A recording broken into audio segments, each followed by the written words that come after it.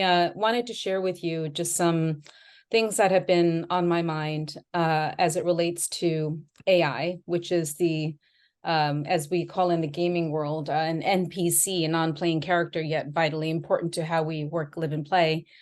So it's been interesting being a woman in tech and at the intersection of creativity. I worked for Frog for a couple of years, Frog Design, which is one of the leading design thinking agencies. So I hope that gives me some cred with some of the community here, really amazing, extraordinary group of creative thinkers. And so what I wanted to talk to you about today is a provocation, saying that AI is indeed dangerous, but not for the reasons I bet you think. And as we think about AI and intelligence in general, I thought I'd focus on how intelligence starts with the letter I, and the concept of the third eye being something that's been around for a very long time. And for those of you who might have studied some of the religions from Asia, Hinduism, Buddhism, Taoism in particular, you'll be familiar with this concept of the third eye, which is this concept of a third eye that exists between your two existing eyes, and that is the window into enlightenment and intelligence. In Hindu religion, you will see some people who are of Hindu belief and culture. They will actually have a dot between their two eyes, representing Shiva, and Shiva being one of the Hindu gods. That was basically the left eye moon, the right eye the sun, and then the third eye being the window into intelligence and also being able to ward off evil. And in Buddhism, the same concept of the third eye being representing knowledge, intelligence, enlightenment. And in Taoism, interestingly, there is a practice of meditating with the idea of being able to have the third eye resonate with the energy of the universe to bring in intelligence and cognition and the ability to really see beyond what we see today.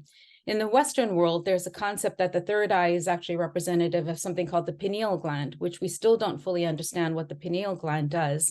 However, we suspect that the pineal gland in other organisms is responsible for the circadian rhythm, for the ability to sense light, and other ways that it helps organisms navigate. In other words, be able to have a level of intelligence of decision-making of what to do.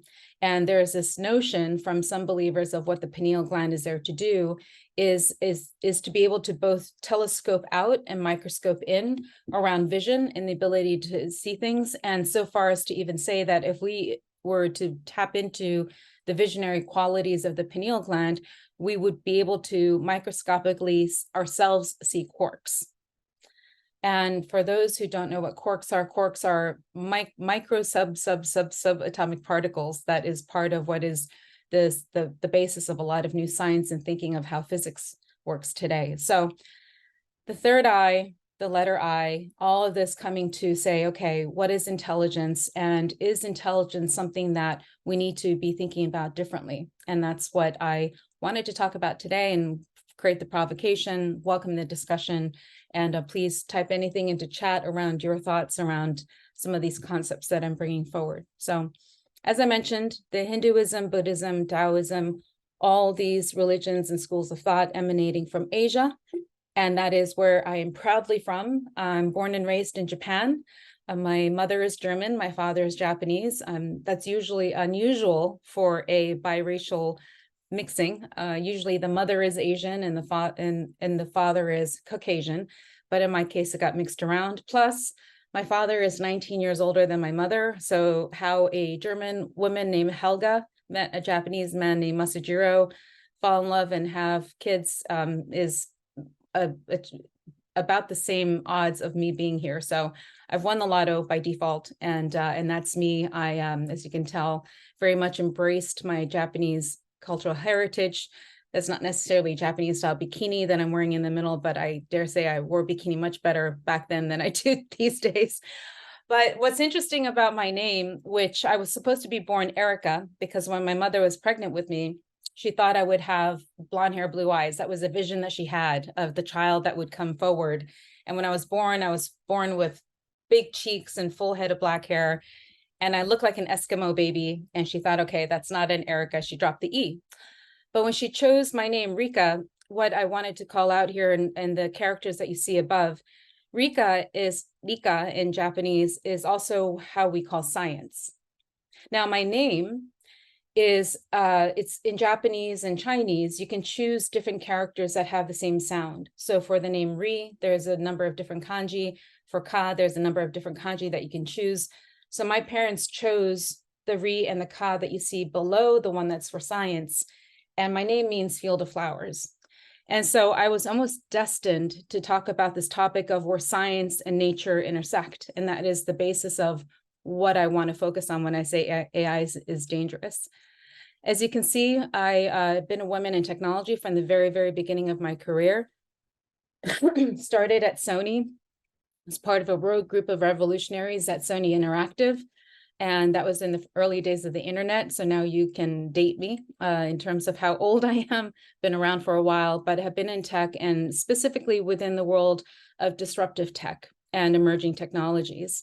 And so as we come out of the pandemic, one of the things that I've been really fascinated by and really focused on is this burst of technologies that have come onto the scene in the creative world, in our professional world around technology, although I'm fully conscious of the intersection of technology and design. But in general, there's been this kaleidoscope of new technologies, and this is a diagram from Gartner that has really come into the mainstream of how we are and who we exist as humans. And these various emerging technologies, and there's a plethora of them, are at varying stages of being adopted, piloted, deployed. And even this kaleidoscope is dated now. It's a couple of years old. But nonetheless, I wanted to bring this up because it really is demonstrating the ways that digitization of assets and digitalization of processes has really become embedded in how we work, live, and play. And so I do want to take a step back and thinking again about the historical context of intelligence in that third eye is to think about, well, what does this mean of us as a human race and as a human species? And in the work that I've been doing around a next concept for a book that I've been researching, one of the things that I came across was this idea of Anthropocene, which I'll come to in a moment. But in geology and anthropology, there's a basic school of thought that, okay, the Earth was formed roughly 4.5 billion years ago. And throughout the course of the Earth's existence, there have been various geological eras that have come and gone, from the Paleozoic to the Devonian to the Mesozoic and so on. And each of these geologic eras are marked by various shifts in the way that matter on Earth has shifted. And about 12,000 years ago was the Holocene.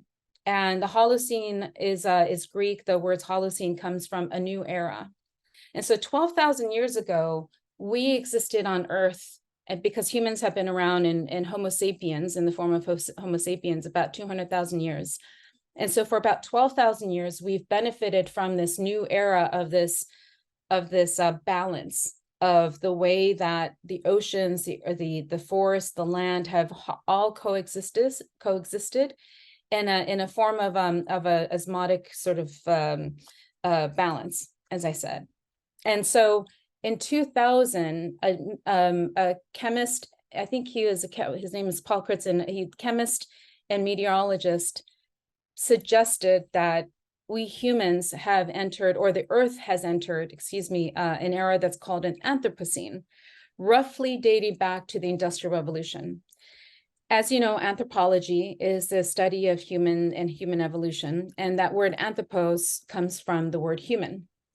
So the idea of the Anthropocene is suggesting that we ourselves, humans, have created a new geologic age that we are affecting ourselves irreversibly. In other words, our existence here on Earth is changing the face of matter and material on Earth itself. And this is dating back to roughly the 1950s because of the Industrial Revolution. The Industrial Revolution was a time where there was this massive productivity surge as new ways of production, new ways of extraction, new ways of excavation was enabling humans to commercialize a lot of the things that we needed in our daily life and things that we don't necessarily need, but perhaps we want. And then with the population boom, as we barrel towards a population of about 8 billion people, compared to a few billion people as it was back in the early 1900s. And so the idea behind the Anthropocene is to say we as humans, through the process of our production, of our travel, of us scattering flora and fauna to different parts of the world where it wasn't supposed to be, through our biochemical innovation of creating plastics, these have all heralded an era, as Paul Crutzen called it, called the Anthropocene. And it wasn't until this year, so this is an article, and there were many articles about this one from The Economist, where there was a lake near Toronto that was discovered to have certain compounds at the bed of the lake that were clear and distinct examples of how we humans and the things that we've made and biochemically altered are now a fundamental part of Earth's surface, and also how that is impacting the way that we're evolving and the way where the Earth is going. And for those of you that are in any way involved in sustainability, you would recognize this as being part of the challenges that we're having with climate change, with greenhouse gas emissions, plastics, waste, pollution, all the different ways that the systems way that we're all interconnected now is going to impact that. And for the doomsayers, the idea is that the Anthropocene is the end of us, and that we have created this domino effect now that is irreversible, although perhaps we can stop it. And so there's a climate accord, Paris Climate Accord, and a lot of focus on achieving a certain level of temperature rise that will hopefully stop us from getting to that point of extinction, so to speak.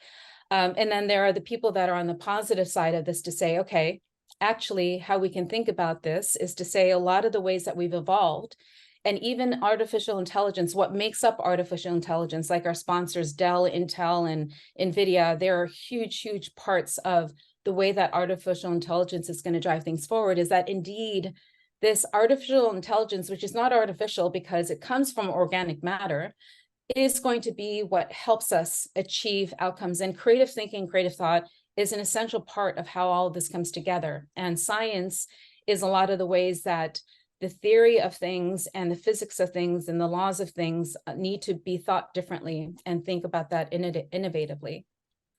And so when artificial intelligence, in the same summer that this article came out around the Anthropocene, of course, we've seen a burst of these headlines about how AI is going to be the end of this and the end of that. And so we have this double jeopardy of the end of the world and the end of humans.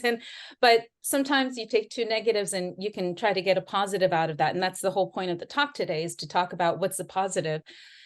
But just for kicks, this summer, I thought, okay, one of the things that perhaps AI doesn't know how to do is humor, because that's one of the things that we humans feel is something that is what we can do. And high humor is an example of creativity, of being able to synthesize things in a ways that just make us chuckle and delight us. And so I did ask ChatGPT to tell me a joke about AI.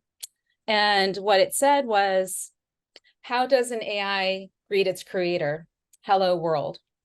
I was quite disappointed by this joke because I didn't find it funny, but I will come back to how I did respond to it. And I kept on prompting it again for more jokes, and each one somehow was worse than the one before, which in and of itself is funny if you think about it.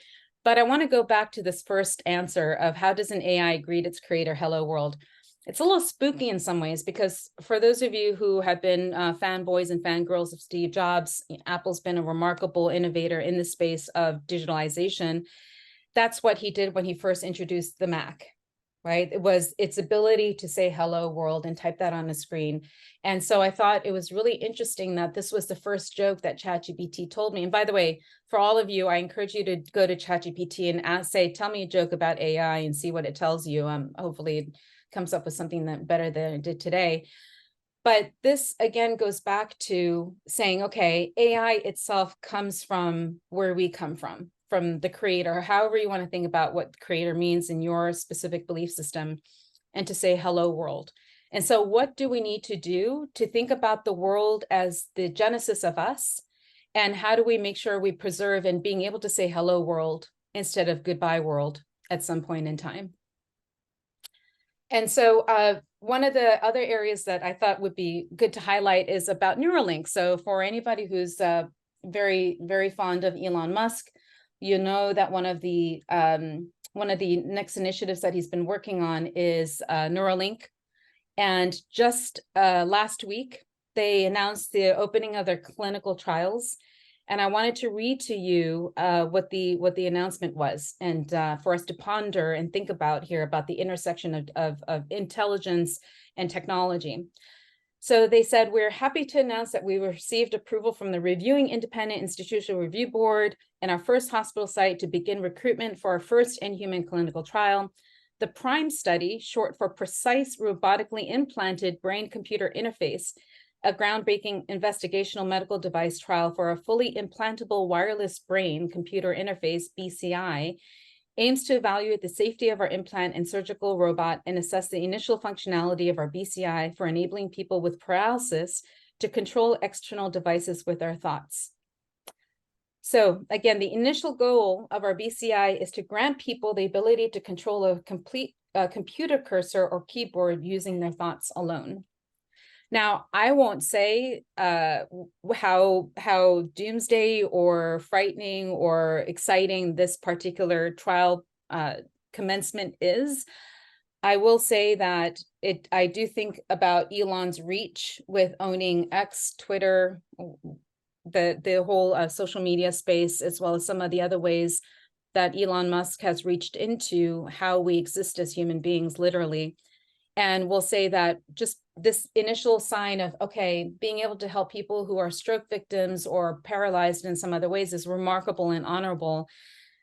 And I feel like that's just a Trojan horse into other ways that we're going to have this intersection of the brain-computer interface become something of how we start to merge more closely with digital innovation. And I'm wary of it. However, I think that there's an opportunity for us to amplify it, so long as we can think about the fundamental challenges that exist in the world around us. Because no matter what we do around enabling us to control computers or robots with just how we think, we need to think about how that digital innovation is going to help us solve for some of the most fundamental problems that we're facing here on this earth. And the earth is part of a broader ecosystem in the universe, and it's all interconnected. And so the scale is large in terms of what we need to solve for. Now, these are the Sustainable Development Goals that were decreed by the United Nations in 2016, 17, right before a couple of years before the pandemic. Some of you might see those badges that people wear there. It's a circle with all these colors on them. And I do want to take a moment and just reiterate what these Sustainable Development Goals are, because like an earworm that keeps running, sometimes you start to lose the words and just listen to the melody, but it's important for us to pay attention to the words, because all of the people here that are part of this creative conference have a responsibility to figure out how we use creativity and human capabilities to solve these challenges. So number one, no poverty, zero hunger, good health and well-being, quality education, gender equality, clean water and sanitation, affordable and clean energy. Well, I have an issue with number 8. And if you'd like to know what it is, please DM me and we'll have a very long conversation. I just think that decent work is so subjective, and economic growth is what's getting us into this hot mess to begin with. So I'm going to skip number 8.